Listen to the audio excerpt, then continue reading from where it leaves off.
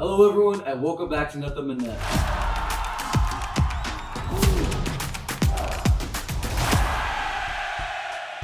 It's 2026, we're back, and Cole, how you doing today? I'm doing good, man. So we just had the trade deadline, it's the Super Bowl Sunday, so we gotta make this a little quick, but the trade deadline just happened. Lots of big trades happened. We saw James Harden go to Cleveland, we saw Anthony Davis go to Washington, trades like that. We saw minor trades like Jock Landale going to Atlanta. So there's a lot of things that happened. You know, Jared McCain went to OKC, but we're just going to talk about it today. Me and Cole are going to say our biggest winners and losers from this past trade deadline in 2026. Let's get it. Cole, how about you start it off? Who would you say is your first big winner of this year's deadline? I'll go the Cleveland Cavaliers, if I'm being honest, because while a lot of people don't really like the James Harden trade, I personally do. And I think the reason why is because James Harden this year has not been as injured as Darius Garland has, and that's the main reason why I think Cleveland wanted to move on from Darius Garland, is because he just hasn't played. And when you're getting a guy like James Harden, who is one of the best point guards in the league still, even though he's ancient at this point, he was the main reason why the Clippers, or one of the main, him and Kawhi really were the main reason why the Clippers went from potentially giving OKC a top 5 pick in the draft to maybe making the play-in this year. And with him moving on to Cleveland, I think the Cavaliers could definitely they definitely have a really good shot of coming out of the East this year now, for sure. Cool, I 100% agree. You know, you talk about Darius Garland injury concern. It's not just this year with the toe injury. Last year, the year before, he had his jaw shattered or something like that. He missed pretty much the entire year in the playoffs, right? I mean, James Harden, he gives you a sense of playmaking, because, you know, there's always the jokes about Evan Mobley gives you the same 18 and 8 every night. You know what I mean? Well, all the other people in his draft class are going crazy like Kate Cunningham, but I think James Harden, with his pick and roll, his playmaking, can really help elevate Evan Mobley into the 3rd overall pick offensively that we thought he could be coming out of USC. But Cole, let me ask you this. You know, you talk about how OKC has the Clippers pick, and James Harden almost led them to the playoffs. Do you think that now that Darius Garland's there, and Darius Garland is hurt, do you think that maybe we could see OKC walking out at 2026 with a Darren Peterson, AJ Demancic, Cam Boozer, one of those guys? No, because Kawhi is still playing good. And also the Clippers got Benedict Mathurin too. Mm-hmm. Honestly, I think the Clippers had a good deadline because all they did was get younger, which is something that they've kind of needed to do because they've just had like old guys on their team for a million years now. Yeah. But like, I think while we're not going to see much of Darius Garland this year, most likely, I think next year, if he can stay healthy with Benedict Mathurin and Kawhi, I think those 3 guys and whatever the Clippers are able to do in free agency might be beneficial for them. And they also got draft picks, which is really good for them. They got the 2nd from the Darius Garland trade and stuff like that. But, you know, the overall topic that we've been talking about is the Cavaliers. We can't forget that they got in Keon Ellis and they got in Dennis Schroeder. Now, Dennis Schroeder, in my opinion, he's not going to have the biggest impact on the team, but Keon Ellis gives them defense, he gives them shooting, and that's the biggest concern for Donovan Mitchell, James Harden backcourt is the defense, right? So Keon Ellis gives you a sense of perimeter defense, he gives you size, and I'm really excited about what the Cavaliers can do at least this year, especially because we've been saying this all year. Kind of a wide open Eastern Conference, in my opinion. So I'm excited about them. Now, I'll go with one of my biggest winners this year. It's the Washington Wizards, Cole. Because here's the thing. They've been in mediocrity for like pretty much all of our lives, pretty much, right? After John Wall left, they have Bradley Beal, and they didn't make the playoffs at all. They trade Bradley Beal. They get extremely younger. Now they have a young core, and boom, this year they get Trae Young and Anthony Davis, boom. And now we're looking at them maybe as contenders in the East in 2027. You know what I mean? And they give up Chris Middleton, AJ Johnson, Malachi Branham, only 2 first-round picks. One of them is from OKC, and one of them is from Golden State. None of them are from Washington. So I'm really excited to see how this turns out for Washington. I love the fit of Trae Young next to Anthony Davis, but also Trae Young next to Alex Sarr. Anthony Davis next to Bilal Coulibaly. Anthony Davis next to Alex Sarr. You know what I mean? I feel like all these pieces can move well together. Brian Keefe is a genius head coach, and I'm excited to see what this Wizards team can do in the future. Yeah, the only problem with the Anthony Davis trade is that I don't think it particularly helps Alex Sarr's development, like as a big, because while their defense is going to be good, I think Anthony Davis just being on the floor is just going to like siphon off of like his touches that he would get and I don't really know if a double big lineup offensively is going to work for them or not. Defensively, they'll be fine, but offensively, I don't know. Yeah, that's the only like major question with Anthony Davis. Obviously, of course, there's also like injury history with him and Trae Young not being very healthy, but for having Trae Young as your potential starting point guard, I think this is the best lineup they could have, is like a double big defensive lineup for him. That's fair. Yeah, that's fair 100%. But also, cool, you said like when Anthony Davis is on the court. Exactly. You know what I mean? And that's just a big hypothetical in and of itself. You know what I mean? Yeah. But I see what you're saying 100%. Cool, what do you think about the Wizards being contenders of the East next year? That's not happening. I don't think it's going to happen. Like, yeah, they have Trae Young, who is a great offensive point guard, not great defensively, and they have Anthony Davis, who is a great center, but he's injured all the time. So, like, when these guys can play together and everybody on that team is healthy, I think they'll be a play-in team for sure, but I don't think they're gonna be a top 6 team next year. You don't think so? No. I would actually disagree with you on that one because they have Trae Young, on-ball dominant point guard right there. They have defense next to them. Keyshawn George. I would honestly, even though they only made one trade, I would say it's OKC because of the fact they got Jared McCain. While Jared McCain hasn't like been crazy good, he's been like serviceable for the Sixers, and I think from the Sixers perspective, moving on from him kind of made sense because of the rise of like a guy like VJ Edgecombe, and also just in general like contract situation. They have injuries. And they also just have too many players on their team right now. So they had to move somebody, and they moved Jared McCain. They did get a first-round pick back, but I'm pretty sure it's protected, right? Yeah, it is. It is a Houston pick. It's not even. It's also Houston's pick. So, hopefully, if that pick converts for Philadelphia, I think that's good. But if it doesn't, it's not great for them. But for OKC, I think getting Jared McCain is just going to be beneficial for their depth, and he's also really young still. Yeah. All right, so that's fair, but cool. Let me ask you this. So Daryl Morey said in his press conference right after he traded Jared McCain, he goes, "We felt that we were selling high," which means that he feels that Jared McCain will never reach the pinnacle that he met in November 2024 ever again. What do you think about that? I could see it happening, especially if he's going to OKC. He's not going to get like a lot of ton of minutes. Yeah. I mean, it's possible that he could replicate his Linsanity run like later on in his career. Run. Well, I mean, that's kind of what it was. Yeah. It was just a Linsanity run. But I mean, is it possible that he could get back up to that level of production? I mean, yeah. Mm-hmm. Do I think it's gonna happen to OKC? Probably not. Probably not. That's valid. People are saying all over Twitter, like, they have a picture of Halliburton on the Kings, they have a picture of Brunson on the Mavs, and they have a picture of McCain on the Sixers. That's not gonna happen. Like, no. He's like the 9th man in the rotation, but yeah, exactly. Also, I would say like with Brunson and Halliburton, those two were already known to be pretty good, like on their own. They just needed to and they're also both number 1 options. Jared McCain is not going to be a number 1 option. Yeah. In OKC anytime soon. Starters, like Jared McCain isn't even a starter. Yeah, exactly. Yeah, but yeah, the rich get richer.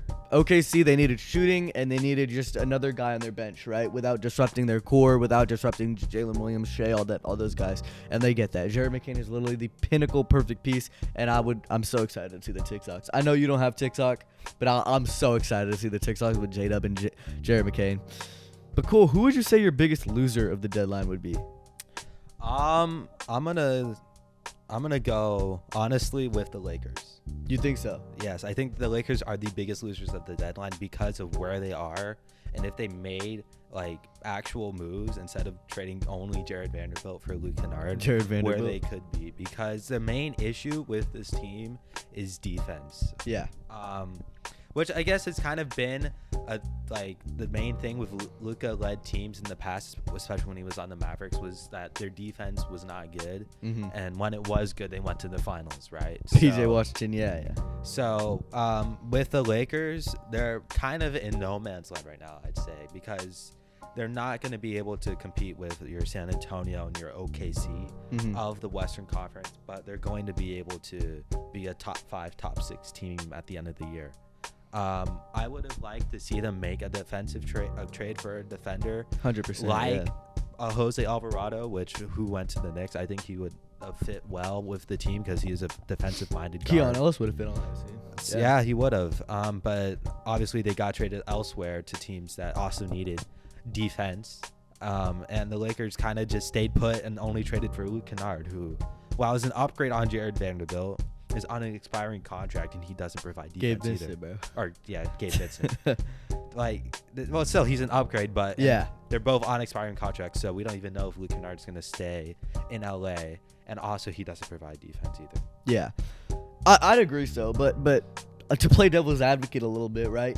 I would kind of say, like, are we sure that the Lakers want to compete for a title this year? I mean, of course they want to compete for a title this year, but are we sure that they want to go all in this year? Like, I think that they're more so building around Luka for the future. Yeah, I wouldn't say they all in, but they could have done something more than trading for Luke Kennard. Yeah, no, 100%. I mean, we're not. Luke Kennard isn't a scrub. Oh yeah, but he's on expiring money. Yeah, for sure. That was definitely just like a throwaway money. Gabe Vincent get off his contract and get an expiring deal. Yeah, out of that. But I would say more so than the Lakers, LeBron is a loser on the Lakers, because imagine this: I'm 41 years old. My team trades for a top 3 player in the world. I'm thinking we're going to the finals, and then they just don't do anything in the deadline. You know what I mean? Yeah. So I would say it's more so LeBron, because the Lakers, they have the rest of Luka's career to play out. He signed that massive extension last year, and they have a genius young head coach. So I'd say I don't know. I'm just playing devil's advocate. I'd agree that I think that they should have done more defensive moves. You're right about that part, yeah. For me, I'd say one of my biggest losers is Luka's old team, the Dallas Mavericks. Because think about this, right? I wouldn't say that they're one of the biggest losers this deadline. I would say they're one of the biggest losers overall. I know it's been a trend to clown on Dallas these past couple months, but look, imagine this: you trade for Anthony Davis, fine. We got to get rid of that Luka trade, fine. They did it. They traded for Anthony Davis. They have AD, Kyrie, and now they have Cooper Flagg.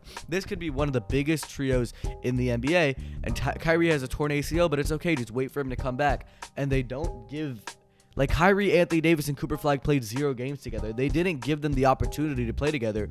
And Cooper Flagg is amazing. He is a great young player. He's going to win Rookie of the Year. And Kyrie, we knew who Kyrie is. And Anthony Davis, if he could stay healthy, I mean, I know we keep saying this, but if he could stay healthy, that trio could have been amazing. Yeah. And we never got to see that, which I feel like they kind of robbed us of that. And it's not like they got like we have to take this package for Anthony Davis. They got Chris Middleton, AJ Johnson, and 2 first-round picks. Yeah, I think the main issue, though, is that this is probably the best deal they're going to get for Anthony Davis, ever, if I'm being honest. Like, I don't think his values keep going down. Yeah, it's just going to keep going down year after year, more injury after injury. So I think they just had to cut their losses with Anthony Davis. Yeah. While they are still a loser of the deadline because the return isn't great, I'm still glad they got rid of him and they kind of move on to just Cooper Flagg being the main guy. 100%. And just trying to surround him with pieces. And I could see them moving on from Kyrie in the offseason. Maybe they trade him, but we don't know how he's going to come back from the ACL. So. Yeah. Yeah, I know. It's just kind of a bummer to me that we never got to see those 3 together. Because I feel like what could have been. Like, Cooper Flagg is so good. And with Kyrie and AD next to him, that could have been amazing. But I get what you're saying. They just had to cut their losses. Who would you say is your second loser of the deadline? Cool. I'd honestly kind of say, like, honestly, there's not really that many losers. We've kind of gone through the main 2, but I'd say if I had to pick a loser, I would say Chicago because they just so many guards. Guard City. Yeah, they have so many guards. Guard City. But I mean, a lot of them, like Anthony Simons is on expiring contracts. They got rid of Kobe White, and I would assume it for kind of nothing, if I'm being honest. I would assume it was definitely a salary dump. Yeah. Yeah. But like, I don't understand what their plan is from now on, because they didn't like get draft capital except for 2nd-round picks. Yeah. But like, I don't know what their plan is, man. Well, I'm cool. being completely honest. Here's the thing, right? You said Anthony Simons on an expiring deal, right? So let's just go along with the hypothetical they don't bring him back, right? And now you have Rob Dillingham and Jay Ivey along with your backcourt of the future. But then I just remember Josh Giddey's there. That just completely, completely messes up my Rob point. Dillingham is a small, lightweight point guard. He's bad. He's not good. He's genuinely just bad at basketball. So like, I mean, unless he puts on some weight, maybe he Can't put on height. Yeah, he can't put on height. Can't put on height. Maybe he just gets really good in Chicago. I don't know, because he is still very young. Yeah. But did you see that clip from yesterday's game where Jaden Ivey like started like going like this and like rushing the offense and going like this and then he started like calling a play or something immediately once he crosses half court turnover. Yeah, that's why the Pistons traded him. I was like, oh my god, maybe the Pistons are right. But like, yeah, I've never liked Jaden Ivey just because he trash talks Sacramento like 2022. But yeah, I don't know. It's just guard city for them. Yeah. But to play devil's advocate, which I guess I'm just doing every single one of your points, is now they're finally embracing the tank. Not really. You don't think so? I mean, yeah, they got rid of Vucevic, but like that's kind of it because they got. Well, they're gonna be worse. Yeah, if they got more draft capital, I would say, oh yeah, they're embracing the tank. They got 0 first-round picks. They have 20. They got like 20 second-round. They picks. traded Zach LaVine, DeMar DeRozan, Lonzo Ball, Kobe White, Nikola Vucevic. Cole, how much would you guess first-round pick they got in return? In the perfect world, they would have gotten 5 first-round picks. 100%. But they got none. They could have gotten at least 1 for every single one, and they got at least 1. They got 0. But they got expiring money and second-round picks. Oh man, why not? Oh man, I mean, yeah. And now they have no big and no defense. Yeah, no big, no and defense. And to make it even worse, their first-round pick, Noah Essengay, who we've been clowning on his entire career, but I guess shout out to him, out for the season, done. Yeah. So. But I am excited to see what the Chicago Bulls team can look like if they can get a draft pick. You know what I mean? Like if they can actually get a high draft pick, stop being in the 10, 11, 12 range, and get out of the play-in invitational, which they've been with the Hawks and the Heat for like the past 4 years. So, right. Yeah. I'd say one of my biggest losers of the deadline is actually the Sacramento Kings. And I know I'm going to say this a lot because like, oh, blah, blah, I just hate on the Sacramento Kings. I don't. I'm a Kings fan. But still. Cool. Imagine this, right? You have a team of a bunch of aging assets, not going to get much value out of them, right? Yeah. Your team is not good. Yeah. They're the worst team in the league. Yeah. So you think, okay, let's cut our losses, like you said with Anthony Davis, let's cut our losses and trade them, right? Mm-hmm. They don't do that. Fine, it's whatever. Their team's already not good. They're going to get a high draft pick next year. It's okay. Let's play it out with this team. I'm fine with the decision of that by Scott Perry to not trade like DeMar, Zach LaVine, or another guy. But then you have your most valuable asset, a 25-year-old perimeter shooter who can play defense, who can spread the ball around, who's just a great young guard, okay? Mm-hmm. And you decide to get rid of him because he's not fitting your culture. Fine. I'm not really good with that decision, but fine. He's your best asset on your team, and you're like, hey, how about you give me, let's say first-round picks, let's say 0 first-round picks for him. Instead, give me a 29-year-old perimeter defender who is not that good at perimeter defense and can't stay healthy. Sounds good? All right, good. You got a deal. Yep. That's our deadline. That's basically what happened. Like you said, I'm not completely mad that LaVine, DeRozan, and Sabonis are still on the team. I would have preferred them to be off of the team. I don't know if the return that we would have gotten would have been like sufficient for those 3 players being gone. Yeah. Because I don't really know who would trade for any of those players. I think Toronto was interested in Sabonis, but I mean, other than yeah, that, but no. like for Toronto, like they don't need to make a move right now. Their team is completely fine as is. Mm-hmm. Maybe next year, if they're kind of plateauing and they want to go all in, sure. But the team is their team is good. Yeah, their team is good. Yeah, Toronto's good. And it's like, well, like who else is gonna trade for LaVine or DeRozan because they're both ball dominant guards who can't play defense. They're like literally 35 years old. Like, yeah, and they're both ancient. Yeah. And no team in the league wants those 2 players at all. They don't need them, especially if they're trying to contend for a championship. Yeah.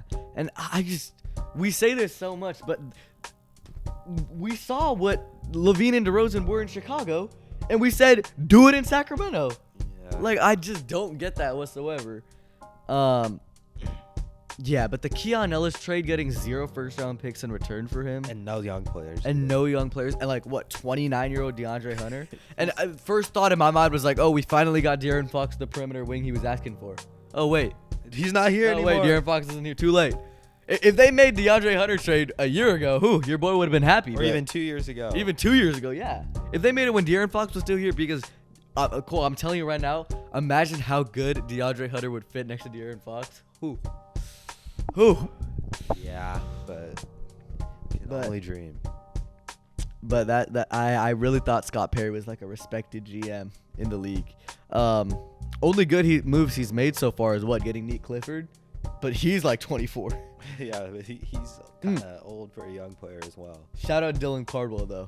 That dude's a dog. He just dropped 14 and 14 the other day. That's literally the best move my franchise has ever made. Yeah, That dude's a dog. Dylan Cardwell is our future center. He's going to be the next Shaq. Okay. Okay. He's not gonna do that. genuinely he can be the next Ben Wallace I mean, yeah. for sure. Yeah. Undrafted player, good defender, and he celebrates after every possession. But cool, you got any other winners or losers? Or can we end it off on that? I want to mention Indiana and Minnesota because while I wouldn't say they lost or won, they still had good deadlines. Because for Minnesota, they were able to get Mike Conley off of his $10 million contract and get him on a minimum, so that saves them money. And they also got Ayo Dosunmu, who I think will work well on the team. I don't think he's like a permanent point guard fix to go next to Anthony Edwards, but he could definitely be helpful, and maybe he grows into that. But I think also they put themselves, while it didn't happen at the deadline in the offseason, to maybe move to get Giannis as well. Yeah, Which I think would on that team would just go crazy. 100%. And then for Indiana, they got Zubac, but they did get rid of Benedict Mathurin, so they did get a little older. But I think 2 firsts, which is kind of crazy. yeah, but like I think Zubac paired with Halliburton, Siakam next year when the team is fully healthy is going to be great for them. 100%. He could be better than Miles Turner Yeah, he's definitely the Miles Turner kind of replacement. Mhm. Yeah. I see what you're saying. I think that both of them had fantastic deadlines, in my opinion. Yeah. Especially the fact that I'm a little concerned on Indiana trading their first round pick, because if the Clippers end up in that 5 through 9 range and they get Darren Peterson, it's not good look. Yeah, but I mean, if it's 1 through 4, then Indiana gets in. Yeah, and who really cares? And we look like dumbasses. But yeah, do we want to end it off on that? Yeah. Cool. Real quick. It's Super Bowl Sunday. Just give me one team. Who do you think is going to win? Just say it and we'll end it off. None of them. I don't. I'll Want go any, Seahawks. I don't Thank y'all want for any watching. team to win, man. I'll go. Thank y'all for watching. We'll see y'all next time. Go Seahawks. And Cole, can we get a go Seahawks? No. Peace.